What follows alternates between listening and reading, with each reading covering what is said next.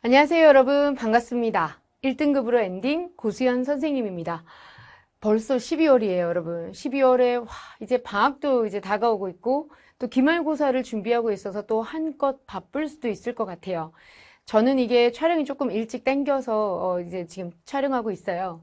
여러분들 왜냐하면 2025년 11월에 시행되었던 수능이 굉장히 좀 어렵게 영어가 출제가 되었죠.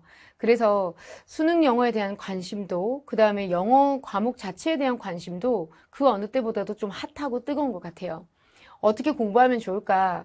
이제 2학년 친구들 같은 경우에는, 이제 다가온 것 같다라는 느낌이 들 거고, 1학년 친구들 같은 경우에는 뭐 아직 나는 예비 고1이라서 닥쳐보지 않아서 모르겠다라고 하는 친구들도 있을 거예요. 우리 예비 고1 그리고 예비 고2 친구들이 잘 영어를 안착할 수 있도록 선생님이 어떻게 공부하면 좋을까 학습법을 이제 촬영을 좀 해보려고 해요. 자, 가볼게요. 첫 번째, 수능 영어가 대입에 미치는 영향, 이거를 여러분들이 좀 잘 아셔야 될 것 같아요. 절대평가고 90점을 딱 받으면 1등급이니까, 그리고 의대 보통 수능 1등급은 7에서 8%에 딱 맞추어서 세팅이 되어 있었어요. 그런데 그게 이제 올해는 4%가 될까 모르겠다라고 하는 정도로 많이 어렵게 느껴졌던 해이기도 하거든요. 그리고 이제 평가원 발표에 따르면 절대평가인 이상 퍼센트가 얼마나 1등급이 나오는지는 관심이 없다라는 말씀을 이제 워딩을 사용하셨죠. 그래서 영어가 이제 안 하면 안 되고, 그 다음에 어려운 과목이기 때문에 최소한의 투자를 통해서 내가 이 정도 점수를 얻겠다가 아니라 전략 과목으로 이제 자리를 잡게 되었죠. 여러분들이 논술 전형을 가시든 아니면 나중에 뭐 수시를 쓰시던 정시로 가든 간에 영어라고 하는 것은 명확하게 2등급 위로는 나와 주셔야 될 거예요. 그 다음에 이제 1등급의 의미는 그럼 어디에 있느냐? 1등급은 상위권 학교와 그 다음에 나는 의대를 전문적으로 가고 싶다라고 하는 친구들은 1등급을 반드시 사수를 하셔야 돼요. 그 다음에 영어 능력의 장기적인 가치, 뭐 이건 방금 얘기했고요. 그렇다면 1학년의 학생들은 어떤 학습을 해야 될까? 일단 고등학교 1학년 예비 고1은 내신을 열심히 해야 되겠죠. 그리고 방학 동안에 열심히 수능에 대한 인풋을 해주셔야 돼요. 문제는 뭐냐면 내신과 수능이 이제는 거의 별개가 아니라 같이 가는 세트예요. 정시로 한다고 하더라도 내신도 들어가고 그 다음에 내신을 놔버리면 안 되는 그런 구조죠. 뭘 하든지 영어는 끝까지 공부를 해야 된다.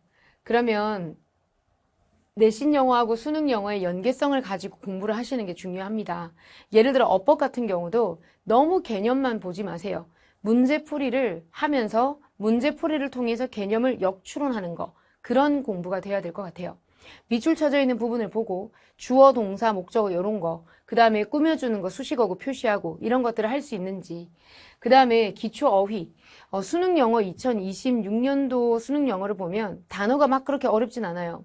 그럼 뭐가 어렵냐? 내용에 대해서 정확하게 인식하고 인지하는 게 중요하거든요. 그래서 기초 어휘를 갖다가 다양한 독해 지문 속에서 여러분이 습득하는 것이 중요한 것 같아요. 동시에 내가 외워야 되는 기본적인 3,500개 정도의 단어는 확실하게 입력을 해 주셔야 돼요. 독해 같은 경우는 유형이 수능은 정해져 있죠. 경향성이 있다는 거죠. 따라서 영어 독해 같은 경우는 주제나 제목은 이런 형태로 답을 찾고 빈칸은 이렇게 접근한다. 순서나 문장삽이면 이렇게 푼다. 요약은 이렇게 푼다. 여러분만의 유형별 전략이나 아니면 대응 이런 것들이 일단 자리가 잡혀 있어야 돼요. 습관이라는 게 되게 중요하잖아요. 그리고 무섭잖아요. 끊어내려고 인식하는 순간 바꿀 수가 없는 게 습관이라고 하죠. 그렇기 때문에 처음 지문을 독해하는 순간부터 마지막까지 수능을 염두에 두면서 문제를 찾아 나가고 해결해 나가는 그런 훈련 방식이 필요하다고 볼 수 있어요. 고등학교 2학년, 이제 예비 고2들은 어떠냐? 일단 절대평가 체제의 내신을 한번 일단 보시면, 절대평가가 아니라 상대평가죠. 1등급부터 5등급 체제의 내신을 한번 보셨을 거예요. 1년 동안. 10% 안에 들면 1등급이라고 해서 좀 수월하게 받을 수 있을 것 같았는데 어떠셨나요? 제가 강의를 하고 있는 지역에서는 9등급제에서 5등급제가 되었다고 해서 갑자기 난이도가 떨어지거나 하진 않았거든요. 그건 무엇을 얘기하냐면 변함없이 똑같이 영어에서는 일정 실력을 요구한다는 거예요. 그럼 어떤 친구들이 이제 왔다 갔다 하느냐? 준비를 딱 적절한 양만 하는 친구들은 떨어졌다 올라갔다 해요. 그 다음에 넘치게 하는 친구들은 변함없이 1등급을 유지하고 있더라고요.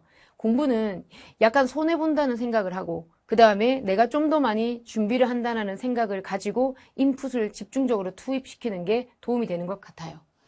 그 다음에 이제 방학 동안에 영어만 할 수는 없어요. 그래서 어느 시간에 어느 정도까지 영어를 해줘야 되는지 약간 전략적으로 우리가 생각하는 시간이 필요해요. 그래서 예비 고2부터는 모의고사를 조금 활용해 보면 좋지 않을까.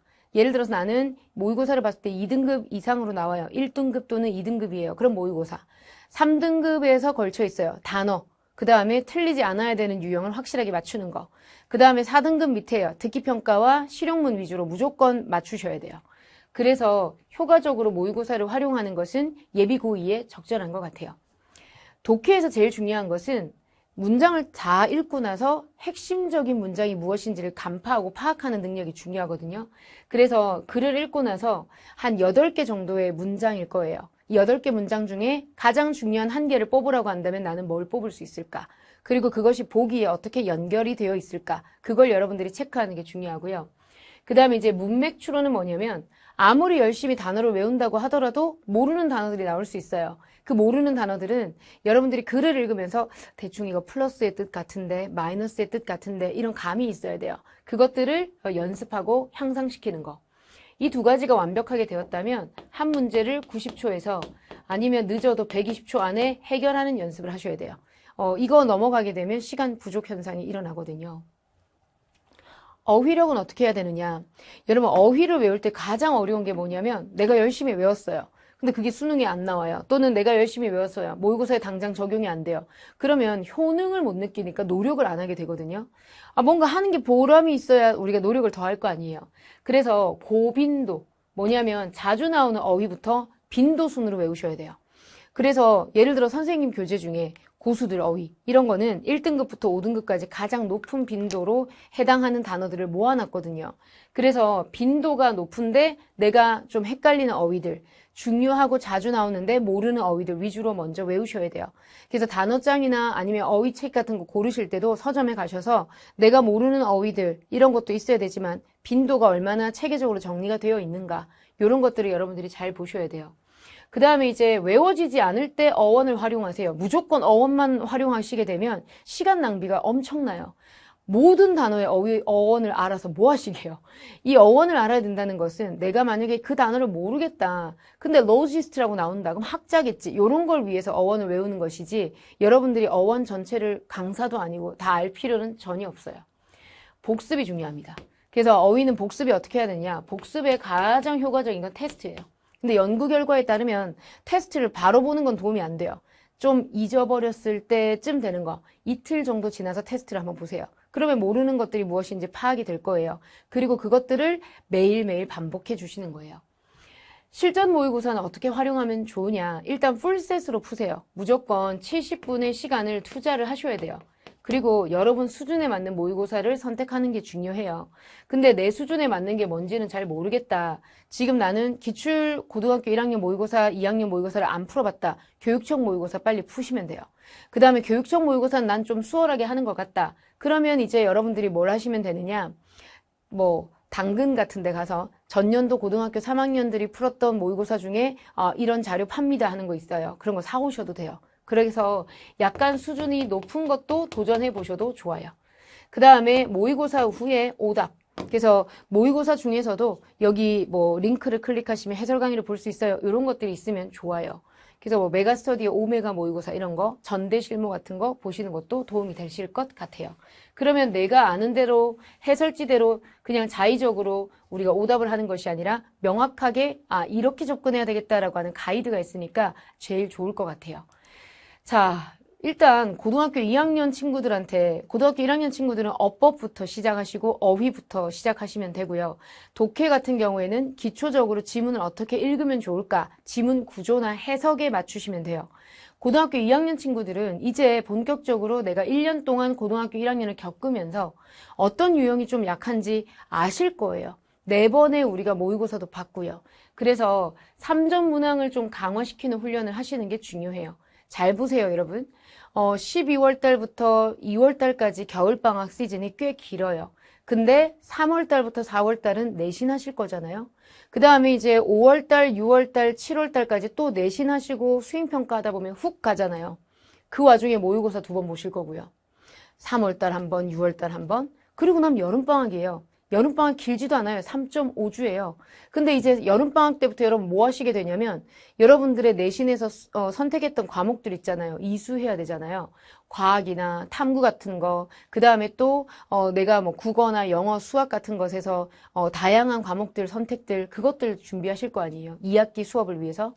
그리고 나서 여름방학 3.5주 끝났어요. 그러면 이제 2학년 2학기예요. 2학년 2학기 중간고사 10월 달까지 준비하시겠죠? 그리고 나면 바로 기말고사 12월 초에 보니까 준비하시겠죠? 그러다 보면 지금이에요. 예비 고3이란 얘기죠.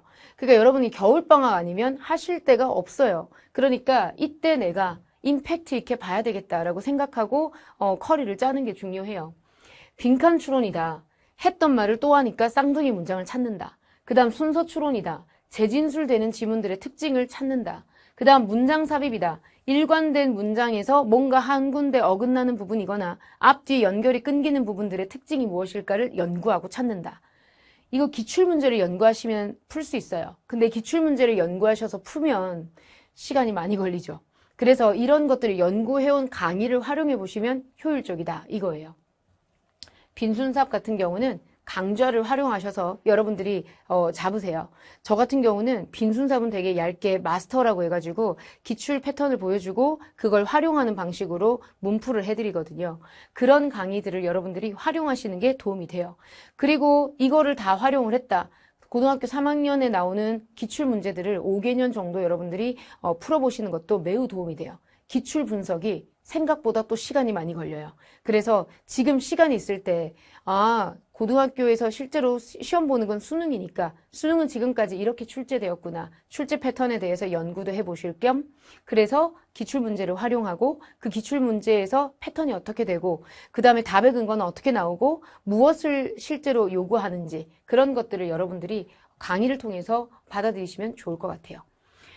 자, 그 다음에 이제 핵심 어법 포인트. 이거는 나올 수 있는 것들이 한 15개 정도 테마밖에 안 돼요. 가장 얇은 어법책을 골라가지고 여러분들이 문제를 풀고 그 문제에 대한 해설을 통해서 자세하게 습득하는 것들. 제 강의 중에서는 문구단 문풀 완성법이 있어요. 그게 제일 좋은 것 같아요. 그 다음에 이제 여러분들이 스스로 개념을 찾아서 적었어요. 그런데 예문 만들기까지 할 수는 없죠. 시간이 좀 부족한데 내가 이거 지금 알고 있는 게 맞는지 궁금하고 고민이다. 질문 게시판 이용하셔야죠. 그 다음에 이제 잘못 알고 있는 어법 첨삭 받는 거. 이것도 질문 게시판을 활용을 충분히 하셔야 돼요. 그 다음에 이제 실전 문제를 통해서 여러분들이 오답노트나 이런 것들을 활용하셔서 내가 오늘 공부했었던 걸 오늘 해결하는 거. 그리고 내일 되면 내가 다른 걸 고민해야지 오늘 고민했었던 거 내일도 고민하고 그 다음날도 고민하고 이러면 안 돼요. 항상 이 2학년 때부터는 뭐가 필요하냐면 단칼에 치고 나가는 게 중요하거든요. 내가 오늘 이거 공부했다. 완벽해. 그 다음날은 이거 공부했다. 완벽해. 그 다음날은 이거 확실하게 점검해보고 괜찮군. 새 거 공부하고 이런 식으로 쑥쑥쑥 이렇게 밀어내는 공부를 열심히 하셔야 돼요. 자, 그 다음에 풀 모의고사를 여러분들이 푸실 때는 듣기까지 포함하셔서 푸시고 그 다음에 약점이 메워지지 않은 상태에서 드립다 붙게 되면 줄줄줄 빠져나가기 때문에 문제 하나가 틀렸을 때 찍어서 맞춘 것도 같이 오답에 포함시키셔야 돼요. 그 다음에 이제 매일매일 이제 어휘를 집중적으로 어떻게 하시면 되냐. 기본적인 어휘책을 고르세요. 최고로 많이 나오는 빈도를 가지고 그 다음에 분신사바 하지 말란 얘기는 글로 쓰지 말란 얘기예요. 포스트잇 있잖아요. 거기에다가 몇 월 며칠 오늘 내가 외웠던 단어 중에 안 외워지는 거 쓰세요. 영어 쓰고 한글 쓰고 붙여놓으세요. 그리고 시각적으로 공부하세요. 내가 외워졌다. 지우고 그 다음 다 외워졌다. 포스트잇 떼서 쓰레기통으로 갑니다. 그 다음에 쓰레기통으로 가지 못한 애들 있죠. 계속 모으세요. 그래서 책상 앞에 붙여놓으세요. 그럼 시각적으로 내가 지금 모르는 단어가 얼마나 되는지 내가 지금 단어 공부를 하고 있구나. 이런 것들이 느껴져요. 오며 가며 여러분들이 시각적으로 익힌 단어들이 반드시 독해 지문에서 또 보이게 돼요. 그렇기 때문에 이렇게 공부하시면 도움이 되실 것 같아요. 그 다음에 이제 유사한 추가 문항을 연습하실 때는 그게 뭐가 있어야 되냐면 기준이 있어야 돼요. 평가원이 낸 거, EBS에서 낸 거, 그 다음에 뭐 또는 교과서에서 만나는 지문들 이런 것들 위주로 여러분들이 보시면서 좀 공신력 있는 지문들로 학습을 추가적으로 해주시면 좋을 것 같아요. 수능 영어 1등급이 중요한 학교들이 서울대, 연대, 고대, 의대, 경영학과 있고요. 그 다음에 1등급하고 2등급의 차이가 실질 표준 점수에서 불리해집니다. 그러니까 원점수를 반영하는 학교 같은 경우에는 실제로 원점수가 높으면 돼요. 그 다음에 이제 상위 15개 대학이 상대적으로 이제 2등급 이상의 영어를 요구한다. 그 다음에 2028년, 2029년 이제 여러분 수능 영어를 대비하실 때는 균형이 좀 있어야 돼요. 그리고 고1, 고2 때부터 체계적으로 학습을 해주시고 실전 모의고사를 통해서 일주일에 한 번씩은 내가 공부했던 영어가 몇 점이 나오고 있는지 기록을 하시는 게 중요한 것 같아요. 자, 그래서 역전의 시간으로 여러분이 겨울방학을 정말 잘 활용하고 뿌듯하게 했으면 좋겠다라는 의미로 선생님이 무엇을 중심적으로 말씀드렸냐면 어떤 게 필요하다. 이렇게 공부하자. 이런 걸 활용하면 좋다. 마지막 마무리는 이렇게 합시다. 라고 얘기를 해드린 것 같아요. 고등학교 1학년, 2학년 학습법을 딱 찍고 나면 드는 생각이 생각보다 시간이 되게 짧아요. 그리고 여러분이 정말 밀도 있고 집중해서 보내게 되면 이 시간은 황금과 같은 기회가 될 수가 있습니다. 만약에 여러분들이 공부법에 대해서 또는 어떤 식으로 영어를 좀 접근해야 되는지 모르겠다라고 하시면 댓글로 남겨주시면 선생님이 댓글에 답변을 드리도록 할게요. 자, 그럼 우리의 성공적인 겨울방학을 위해서 열심히 한번 달려봅시다, 여러분.